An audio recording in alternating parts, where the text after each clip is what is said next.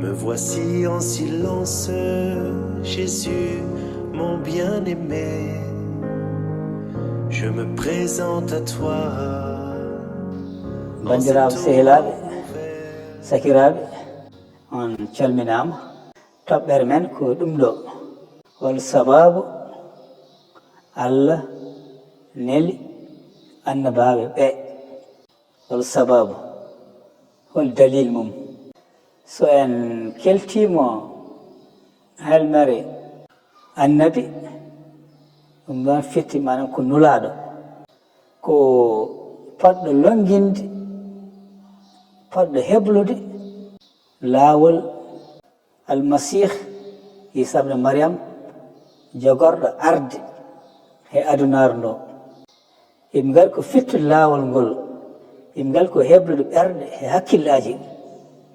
Ko ɗum woni sababu jomiraɗo neldi annabaaɓe e oɗo aduna.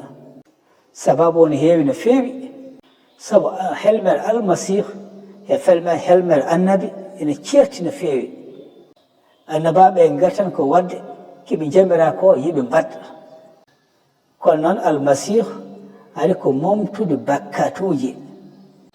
Ɗum waɗi annabi Yahya no yii Yeesu wirtimo ɗo en yaha, o wii jawgel Allah momtongel bakkatuji nana. Ko ɗum woni garal Yeesu ari ko momtude bakkatuji.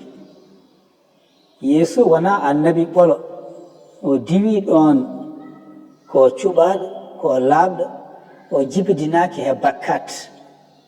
Ɗum waɗi jomiraɗo suuɓi neldude annabaaɓe ɓe ngam keblugol ɓerɗe yimɓeɓe, hakkillaji yimɓeɓe, ha mbawa so almasihu ari o wawa jaɓɓede holno hannir ni. Almasihu arani haalde ko annabaɓe kalno ko, o arani wadde ko ɓen mbanno ko ala. ɗum waɗi kanko golle makko ene ceerti no feewi. O wurtini maayɓe, o yaafi bakkatuji, o wi ko kanko woni gonga, woni laawol, woni gurdam. O wi ko min woni gurtugol e gurdam. Hay goto wawa yalta baabo taw rewani e am.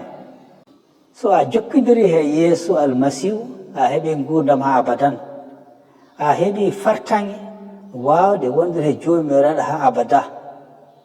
Bandiraɓe, jomiraɗo ko laaɓɗo, ko ceniɗo, o wawa wondude he bakkat toon to dow asaman, ala. Laabuddu ndewa he gorko garnoɗo ɗo ma won joni hedde duuɓi ujunaji 2, o rufi ƴiiƴam makko e leggal palpaltodiral ngal ngam yaafuye bakkatuji men. Ko ɗum woni fandare, manam garal makko. Annabaɓe ɓe ko ɗum woni liggey mabɓe, ko heblude yimɓeɓe ha mbawso almasihu o jaɓa keɓa gurdam ha abada. ɗum waɗi masiyankoɓe mbawa jabde caggal nde Isa ari waɗi ko fonno ko wadde, te kadi dow leggal palpaltodiral ngal o wi fof timmi. Annabi goɗɗo wawa arde, fotano arde, par ce que gadduɗo safara ngam caɗele aduna fof on ari waɗi liggey makko gasi. Annabi goɗɗo fotano arde caggal ɗo Yeesu on ari. Te kanko hoore makko haali, o wi caggalam ma annabe fenoɓe hewɓe ngar punta komta, manam yimɓe hewɓe. Bandiraɓe, Yeesu almasihu ibnu Maryam ko almasihu, o ari ko momtude bakkatoji. Liggey makko wona liggey mbaɗaɗo ko ɓooyi, ala.